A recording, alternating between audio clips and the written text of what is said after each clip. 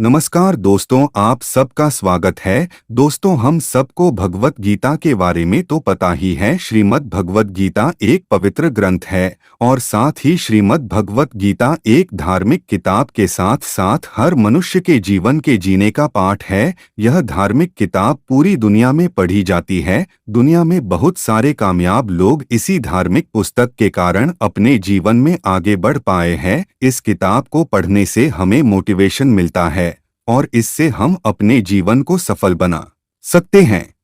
रोना बंद करो और अपनी तकलीफों से खुद लड़ना सीखो, क्योंकि साथ देने वाले भी श्मशान से आगे नहीं जाते। याद रखना, अगर बुरे लोग सिर्फ समझाने से समझ जाते तो बांसुरी बजाने वाला भी कभी महाभारत होने नहीं देता। गीता में कहा गया है, जो इंसान किसी की कमी को पूरी करता है वो सही अर्थों में महान होता है।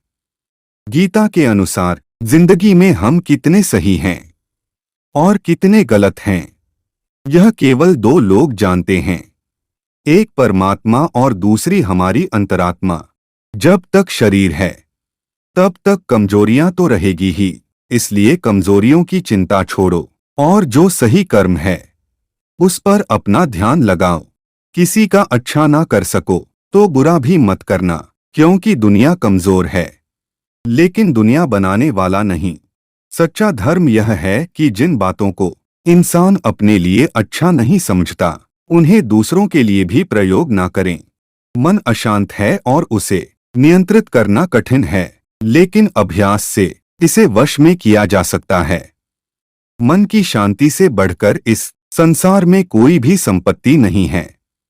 सत्य कभी दावा नहीं करता कि मैं सत्य हूं, लेकिन झूठ हमेशा दावा करता है कि सिर्फ मैं ही सत्य हूं। सही कर्म वह नहीं है जिसके परिणाम हमेशा सही हो, अपितु सही कर्म वह है जिसका उद्देश्य कभी गलत ना हो। जन्म लेने वाले के लिए मृत्यु उतनी ही निश्चित है जितना कि मृत होने वाले के लिए जन्म लेना, इसलिए जो अपरिहार्य है उस पर शोक मत करो। पूर्णता के साथ किसी और के जीवन की नकल करके जीने की तुलना में अपने आप को पहचानकर अपूर्ण रूप से जीना बेहतर है। जब भविष्य धुंधला पड़ने लग जाता है तब आपको अपने वर्तमान में ध्यान केंद्रित करने की आवश्यकता है। कोशिश कर, हल निकलेगा, आज नहीं तो कल निकलेगा। अर्जुन के तीर सा सध मरुस्थल से भी जल निकलेगा। जीवन की सबसे बड़ी गलती वही होती है जिस गलती से हम कुछ सीख नहीं पाते हैं। जब हमारा माइंड यानी कि मन कमजोर होता है और परिस्थितियां समस्या बन जाती है, और जब मन स्थिर होता है तब परिस्थितियां चुनौती बन जाती है। जब हमारा मन मजबूत होता है तो परिस्थितियां अवसर बन जाती है। तेरे गिरने में तेरी हार नहीं, तू आदमी है कोई अवतार नहीं। गिर उठ चल फिर भाग, क्योंकि जीवन संक्षिप्त है, इसका कोई सार नहीं। जो लोग बुद्धि को छोड़कर भावनाओं में बह जाते हैं उन्हें हर कोई मूर्ख बना सकता है। वक्त से पहले मिली चीजें अपना मूल्य खो देती है और वक्त के बाद मिली चीजें अपना महत्व। मनुष्य को अपने कर्मों के संभावित परिणामों से प्राप्त होने वाली विजय या पराजय, लाभ या हानि, प्रसन्नता या दुख इत्यादि के बारे में सोचकर चिंता से ग्रसित नहीं होना चाहिए। मानव कल्याण ही भगवत गीता का प्रमुख उद्देश्य है, इसलिए मनुष्य को अपने कर्तव्यों का पालन करते समय मानव कल्याण को प्राथमिकता देना चाहिए। मनुष्य अपने विश्वास से निर्मित होता है। जैसा वो विश्वास करता है वैसा वो बन जाता है। हे अर्जुन, जो व्यक्ति अपने समान सर्वत्र सम देखता है, चाहे वह दुख हो या सुख हो, वह परम योगी माना जाता है।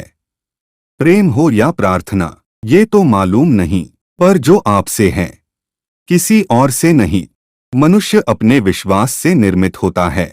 जैसा वो विश्वास करता है वैसा वो बन जाता है। सदैव संदेह करने वाले व्यक्ति के लिए प्रसन्नता ना इस लोक में है ना ही कहीं और। मैं उन्हें ज्ञान देता हूँ जो सदा मुझसे जुड़े रहते हैं और जो मुझसे प्रेम करते हैं। क्रोध से भ्रम पैदा होता है, भ्रम से बुद्धि व्यग्र होती है। जब बुद्धि व्यग्र होती है तब तर्क नष्ट हो जाता है। जब तर्क नष्ट होता है तब व्यक्ति का पतन हो जाता है। जो मन को नियंत्रित नहीं करते उनके लिए वह शत्रु के समान कार्य करता है। हे अर्जुन, हम दोनों ने कई जन्म लिए हैं, मुझे याद है, लेकिन तुम्हें नहीं। जो दान बिना सत्कार के कुपात्र को दिया जाता है वह तमस दान कहलाता है। कोई भी इंसान जन्म से नहीं बल्कि अपने कर्मों से महान बनता है। जो चीजें हमारे दायरे से बाहर हो उसमें समय गंवाना मूर्खता ही होगी।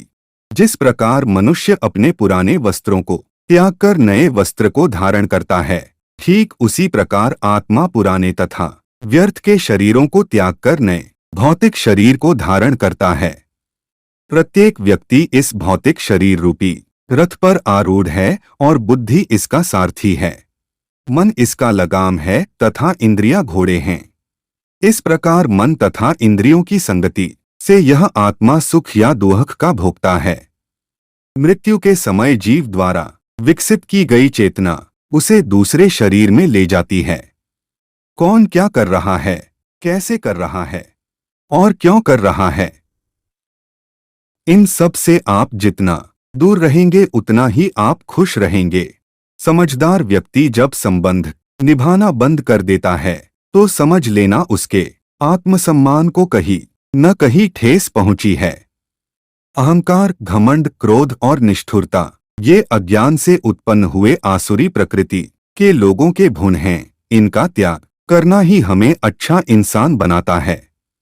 मोह उसी का करो जिस पर आपका अधिकार है।